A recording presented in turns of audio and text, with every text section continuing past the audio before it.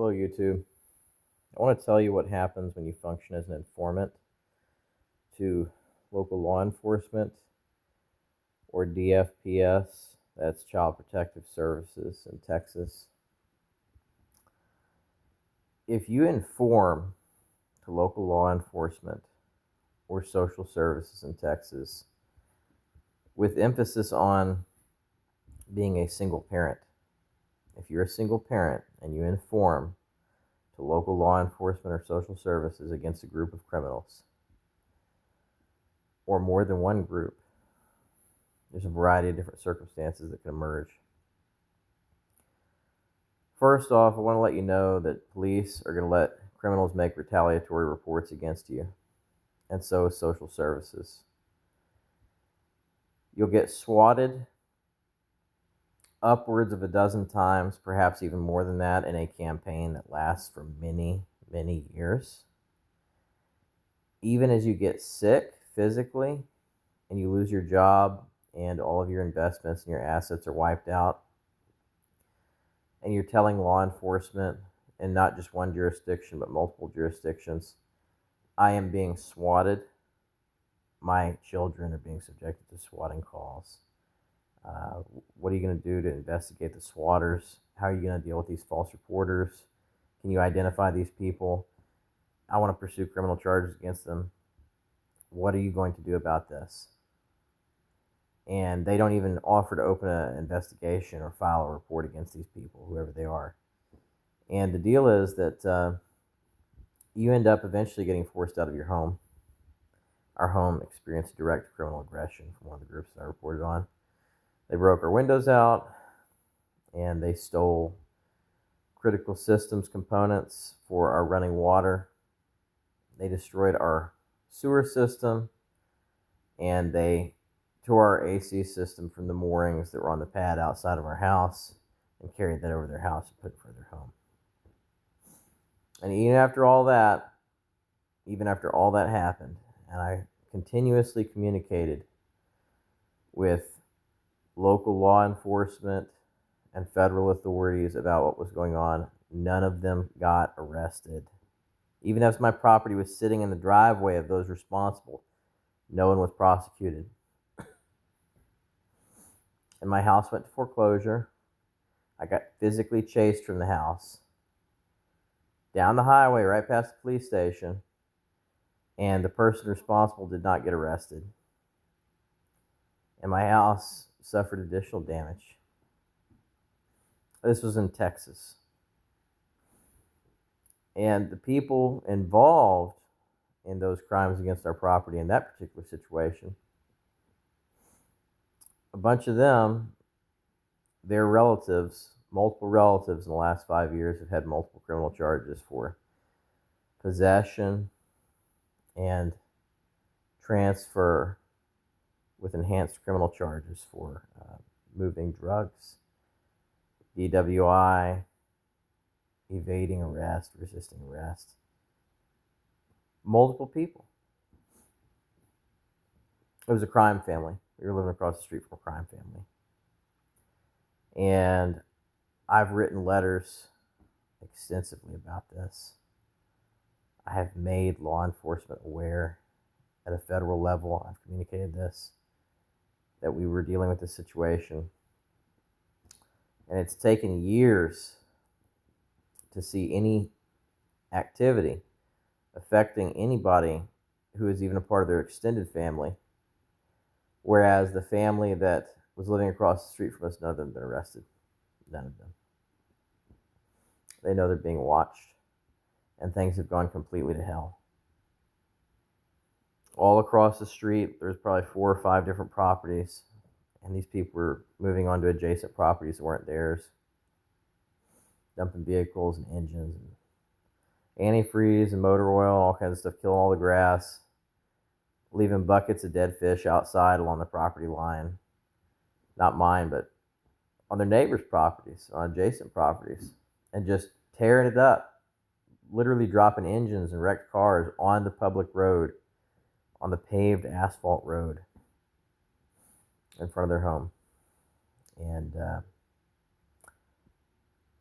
it came to the point that The neighbors had to put up gun signs up and down the block. They had to build high fences. Several of the neighbors built high fences because of all the crime that was going on. And they had to put signs on their driveway gate not to block their driveway because the neighbors that were involved in all this criminal activity were blocking them in. They're blocking the entire road so that the neighbors across the street where I used to live could not get out after they bought my house. I lost everything. I'm a single parent. My wife had died only a couple years prior to all this BS. And we lost all of our investments. The land, the house foreclosed at a total loss. Didn't get anything from the foreclosure. There was no settlement check. I was contacted by somebody stating that there was almost $30,000 in surplus funds from the sale, and then I contacted the mortgage company and they told me there wasn't. They either made off with the money or the person who contacted me was mistaken, but given the fact that multiple people contacted me from different companies, I don't think that they were lying. I think that company just absconded with the money. They ran off with it. It's just been a total wash, all of it. And law enforcement wouldn't give us legal aid or victims' crimes assistance. Crime victims assistance, I think is what they call it, the Crime Victims Assistance Fund. You can get anything from that. Amid all that, I realized I was a domestic violence victim. You can see that slash across my face from somebody cutting me in my sleep. The person responsible for that had killed himself by the time that I realized what had happened. They'd been dead for 5 years.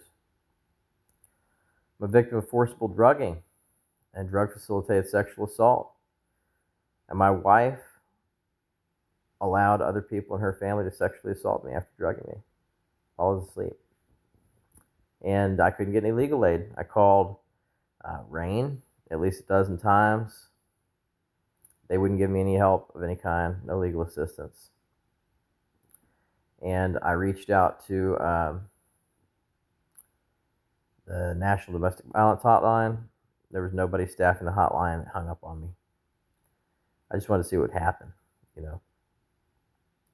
I'm safe now, but my house and all the vehicles I had, my investments, my savings, my job, my insurance, all of that's gone. Everything that I worked for 15 years is gone. My wife will be dead 9 years this year, and we're not going to get any legal help. I couldn't even get a protective order. I wrote people about that. I sent out more than 700 letters to different state bar attorneys in 2 different major counties, and I received less than 5 responses, and they wanted tens of thousands of dollars to represent me. There is no pro bono legal assistance for victims of drug-facilitated sexual assault or domestic violence, especially if you're male and especially if you're white. You will not get help of any kind. They'll just tell you to die. Good luck. Go crawl in a hole somewhere. I mean, that's basically literally what would happen. I had to leave for a year and a half. I won't say where I went, but I went to flee with my family for safety. And I did not get legal assistance. And I have to make special arrangements to receive mail because, as far as I know, the swatting calls have continued, the false reporting has continued by people who are simply just dropping our names and making things up endlessly. And all we've wanted all this time, for the last 9 years, is simply to be left alone. Just imagine being a kid growing up in that situation and your household is being subjected to false reporting and swatting calls over and over and over again. I went through this as a kid, and then I have my own family, and I married somebody that I did not know was a criminal and a special victim. And then she has all this mess going on I don't know about. And I end up finding out about all this mess after she died, and her people try to shut me up. They tried to use false reports to use the social welfare system, child welfare system to attack me, just the way others had tried to do when I was a kid. And I was a special victim as a child. I'm a special victim as an adult. I survived both situations, multiple situations, in fact. And I'm trying to write books. But the sheer volume of other people out there who are trying to do something about the problems I'm trying to do something about, stop these bastards who try to attack special victims or victimize people with special crime. The sheer volume of people out there who are trying to do the same thing is just enormous. I don't even know the resources to connect with to get my message out there. Your life is so thoroughly destroyed by these people trying to get even when you start speaking out and telling the truth. And law enforcement and social services don't do a damn thing to protect people simply for telling their stories. They don't. I want others to know that that is what is going on out there, especially in conservative states. If you're a man and you come forward with some really horrible story about what happened to you, they just try to steamroll you and destroy your life. The biggest enemy that I've had, and this is not exaggeration, this is absolute truth. As I traveled in flight for safety, the biggest enemy that I've had has been law enforcement. That shouldn't come as a surprise to anyone. They would give me citations for stupid shit like my stickers had gone out when my car was literally sitting. I wasn't even driving it for months. I was out of state at one point for a while. And my stickers were out. And they gave me a $200 citation for the stickers being out the very same day that I drove back to Texas to get my car inspected. And I ended up getting rid of the car because I got cited again. I was trying to teach one of my kids how to drive in case there was an emergency. And the cops, their departments, you would be just amazed by the lack of communication between the police departments. It's just terrible the way they treat you. They look at you with such suspicion if there's an open record for you, not as a criminal, but in any capacity, and they can't read the file. If the file is sealed, because you've informed on criminals, they look at you with such intense suspicion. They look at you with criminal suspicion for functioning as an informant to other departments. I've had my car searched. I've been assaulted by police. On 2 separate occasions, they placed hands on me, threw me and my kids out of my residence where we were living at one point to search the house because someone made a false accusation against me, and she turned out to be involved with her father. This woman was. She was mentally ill. I didn't know it, and she accused me after approaching me, and then she went after 5 other people, and she was just messed up. And so I've had criminal offenders across multiple situations file false reports against me and accuse me, and it has completely destroyed our quality of life. It has. And I informed on them. After experiencing what I did, if somebody victimized me or my family of crime, I informed on them. But only after leaving to go somewhere where I would be safe. But police did not give me a protective order to prevent criminals from retaliating when I would inform on people.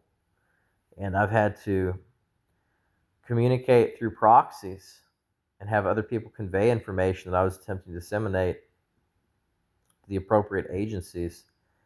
Because when I call a local police department, they are more concerned about my current living address before taking a report. They want to find out what my physical address is before they'll accept a report from me.